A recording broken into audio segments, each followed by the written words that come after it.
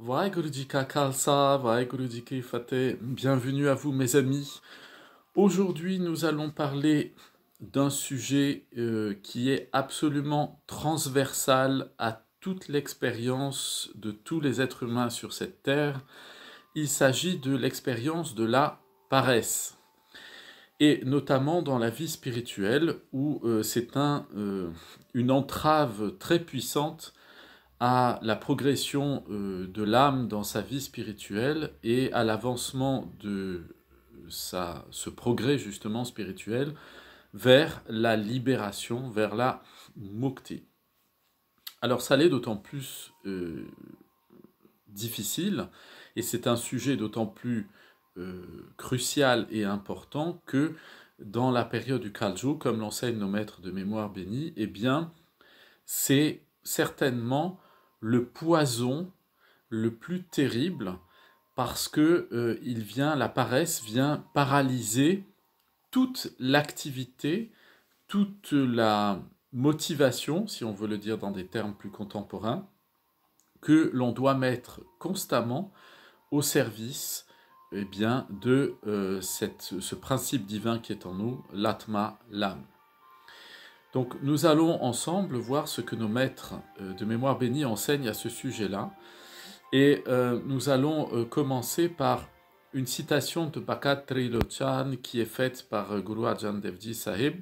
Pour cela, il faut se rendre au Ang 92, au verset 9, où nous lisons Maya Mutta Chetas Nahi Janam Gavayo Alasiya, que l'on traduit ainsi par bousculer, maltraité et bousculé par l'illusion, par le Maya. Vous ne pensez pas au Seigneur suprême et vous gaspillez votre temps dans de la paresse, dans des actions paresseuses. La paresse, plus exactement. Alors, ce qui est important, c'est que le mot qui est employé ici par Guru Sahib, c'est alesiya. Alesiya, qu'on va retrouver aussi sous la forme de alas.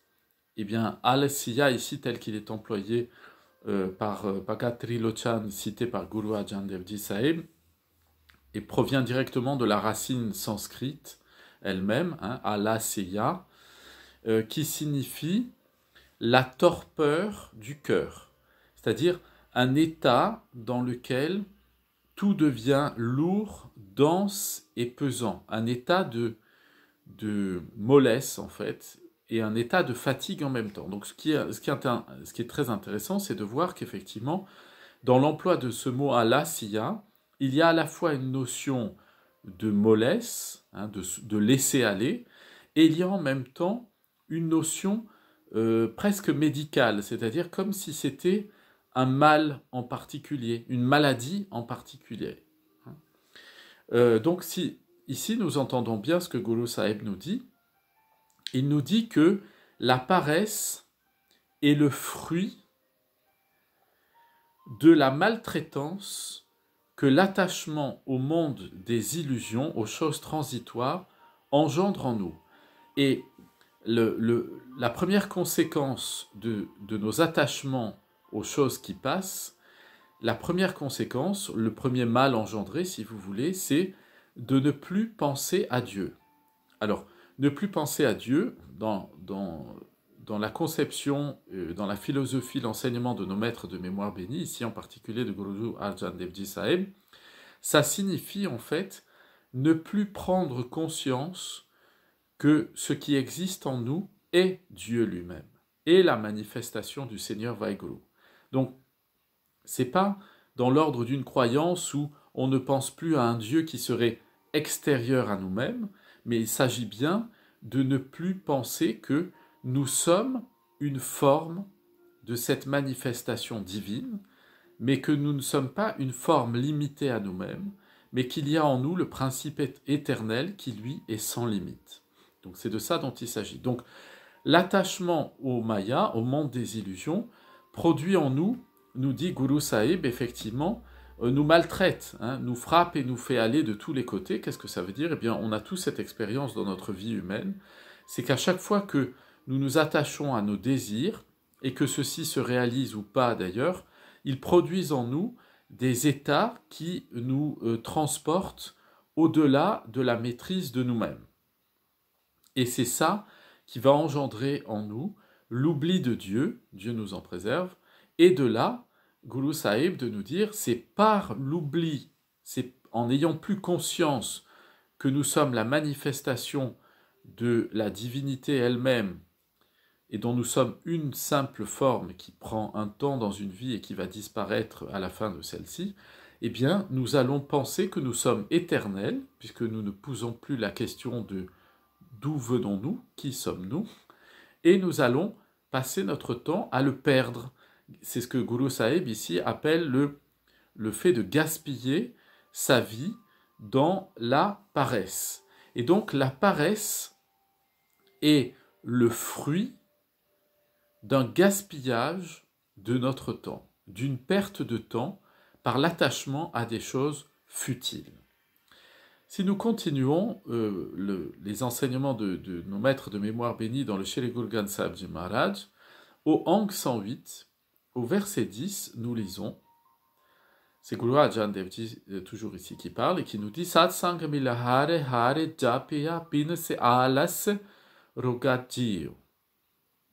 Autrement dit, lorsque on se trouve dans le satsang, c'est-à-dire dans la compagnie des saints, eh bien, dans la compagnie des saints, en me joignant à la compagnie des saints, je chante, dit Guru Arjan Dev Ji Sahib, le nom du Seigneur.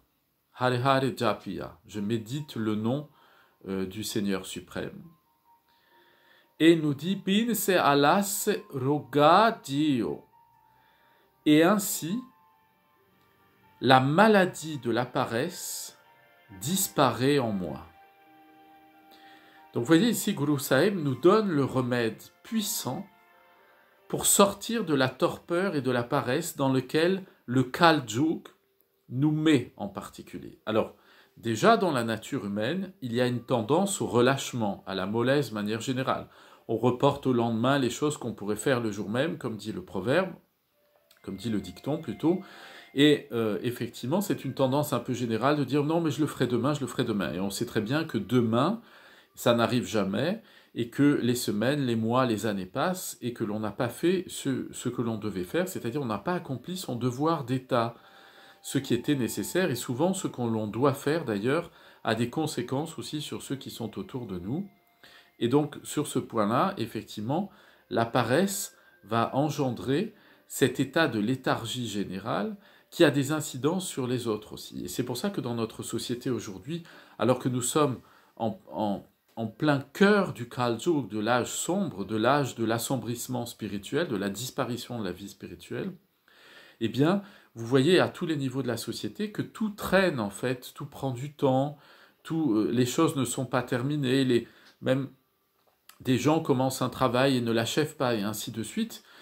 Ça, cet état général est lié à l'état lui-même du Kal-Yug. Et à l'intérieur de l'individu, il y a la même influence, et cette même influence, nous devons lutter contre elle. Parce que, en quelque sorte, nous la subissons de fait, parce que nous sommes nés, nous sommes incarnés dans cette période du Kal-Yug. Et donc, pour lutter contre ça, Guru Sahib nous dit, à ce moment-là, que fait-on? Eh bien, il faut prendre le médicament qui est le remède à la paresse, le remède contre la paresse, afin qu'elle disparaisse. Et Guru Sahib nous dit qu'est-ce que c'est? C'est deux choses. C'est se joindre à l'assemblée des saints, être dans le cadre du satsang, l'assemblée des saints. Qu'est-ce que c'est que l'assemblée des saints? C'est côtoyer, fréquenter ceux qui développent leur vie spirituelle par la méditation du saint nom de Vaheguru. C'est ça l'assemblée des saints. C'est tous ceux qui vivent dans un état de dévotion amoureuse au Seigneur Vaheguru permanent. C'est cela qu'il faut fréquenter.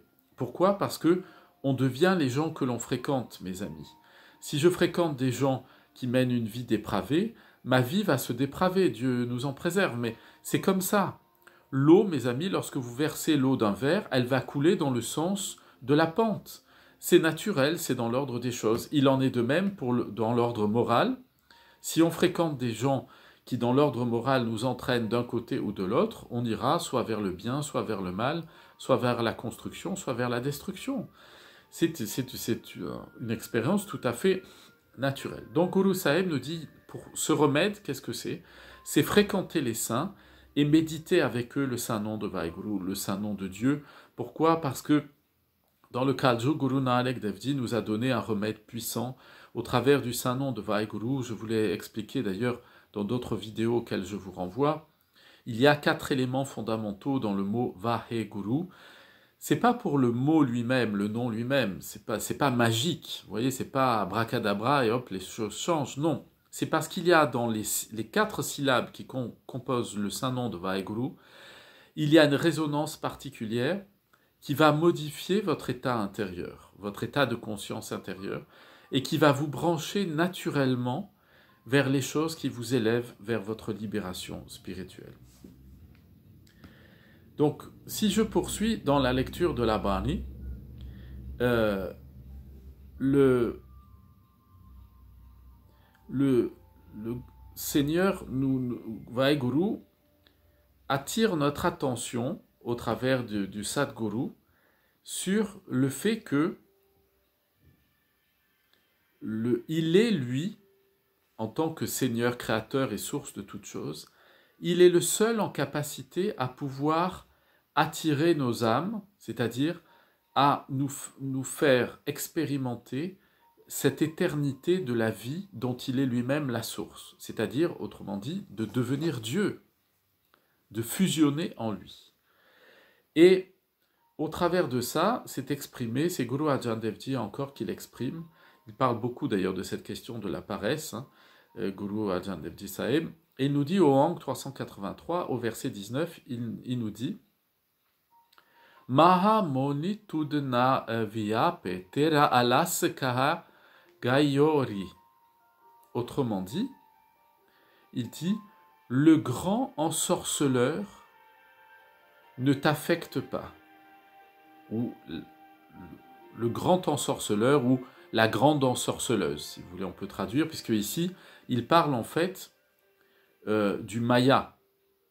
Il compare souvent d'ailleurs le Maya à une sorte de personne qui ferait une sorcellerie pour envoûter l'humanité.